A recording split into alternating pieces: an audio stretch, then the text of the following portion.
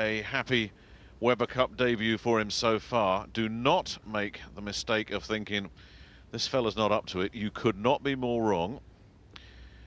He's had a few bad breaks, and already something's disturbed him. He's told somebody off straight away. Yeah. Look out, he means business, don't stand too close to him. I have no idea what that was about at all. But there is a mean streak about these Americans this evening. Oh, is it going to go? It wobbles, but it won't fall down. Now, Pete has definitely come out unhappy. Now, what is going on here? He is clearly targeting someone in that crowd.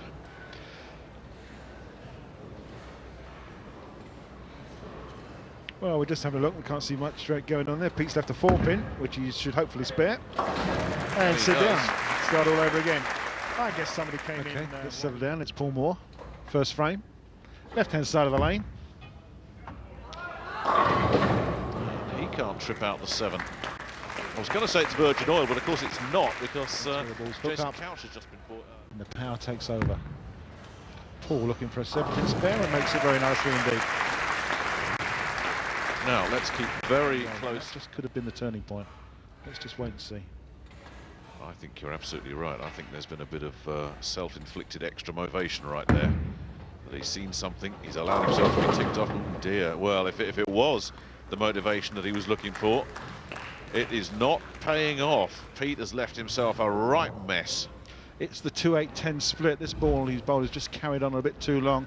He's up and bowling already. He's going to try and back this one up.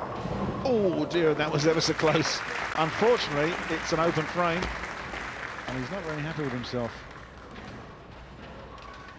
Oh dear. Well, this is a Weber Cup debut that is turning into a nightmare for Pete Weber. Can you believe it? Hasn't won a match, singles or doubles. Hasn't won a Baker.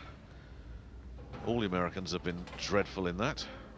And Pete has made a poor start here against the local man from Willoughby. Just like that. Yeah, quite correct, Nick. Well done. And Paul has turned the screw and has put some pressure on Pete Weber. But let's face it, like a wounded. That's more like it. There's plenty of time to turn this match around for Pete Weber. Yeah, he just moved his feet on the approach a little bit, moved a little bit left, just a couple of boards, opened the lane of the angle of the lane up a little bit more, and got the reaction in the back end. One of the things we haven't seen. On his head, all these European players want to be able to say, "Hey, I beat Pete Weber." He is that big in this game. Oh, Paul, what was that? Crikey, that's the 4-6-10 split. It's pretty impossible as well. Paul won't like the look of that. That's likely to be an open frame. Yeah, it's good enough. That's all he could do. There was every chance that if he'd double gone here, for this, and he'll have his nose just in front.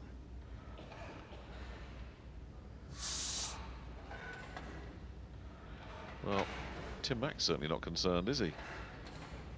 Well, he knows the calibre that Pete Weber is, as most bowlers do around the world. But Nick, you're right. You said these European bowlers want to be able to say on their CV, "I played Pete Weber and I beat him."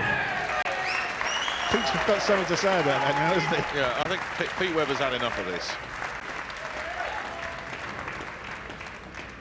He's absolutely had enough, hasn't it? He is tired of people taking pot shots at him, and he wants a win. And if he carries on like that, he's going to get a win. Well, he's got the angle worked out now, hasn't he? He's moved that far left. He's actually shouting those pins down, isn't he? Oh, give me some of that. Oh, and the crotch chop.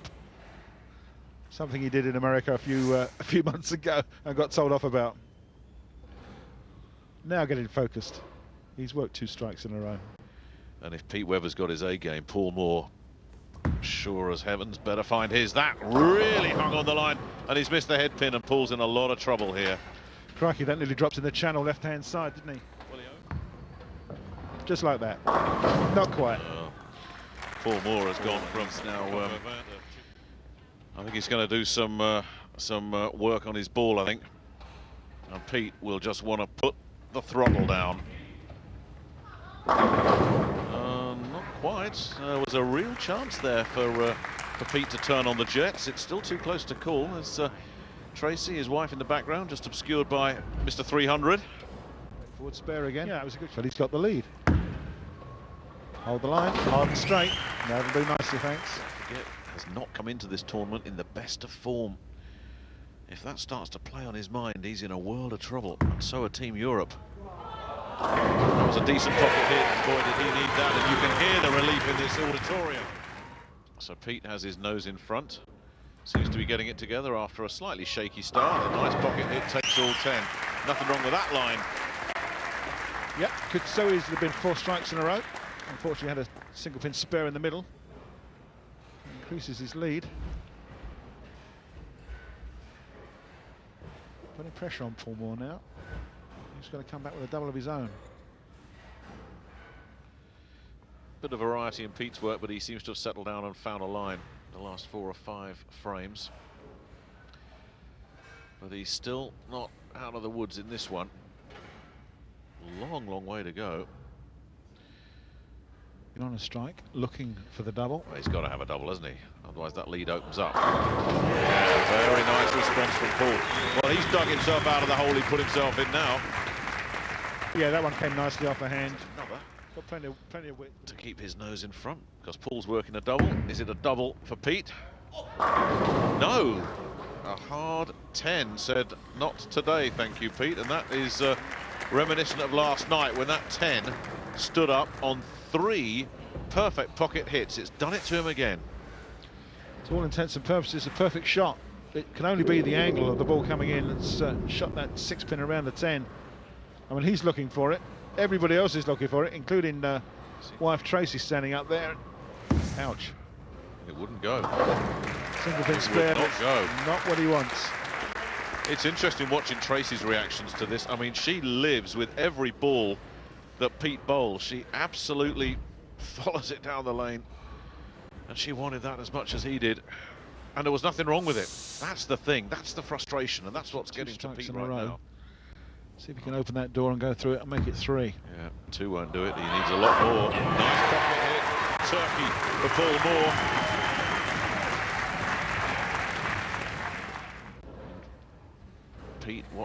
Pete lines it up. Everybody will watch the ball. And Tracy stood out of her chair. Something else now has bothered Pete. I didn't see anything that time. Yeah, was there a bit of movement? There's a young boy on the floor to the right-hand side of the lane that was moving, not sitting on a chair. That just caught Pete's eye. That wasn't anybody being silly. It was just one of those things, and he's got to rethink it. You can't use that as an excuse. It's got to be a strike for Pete Webber. Oh, he just about got away with it. Yeah, the ball's breaking quite early and it's just held on there. Psychologically, there's an awful lot riding on this match for these two fellas. Yeah, Paul's done the job again. A 4-banger for Paul Moor. Certainly was a great shot. Even the Moose Patrol got out for that one. And a big glaring at the ball, willing it to take all 10. It needs to take all 10 for Pete to stay in touch here. Yeah, he's got it. Makes the double, and yes, as you say, boy did he need that. At the moment he was looking at a sub-200 game. That's all changed around now. 2 strikes. Yeah, turn their weekend around as we watch Paul. He needs this one, he has to have it. He's got it. Absolutely unbelievable. But the first thing over Paul has been, he's had 2 opportunities this weekend. For Pete Webber. He's found it. Well, he's going to make Paul work for this. That was a great shot.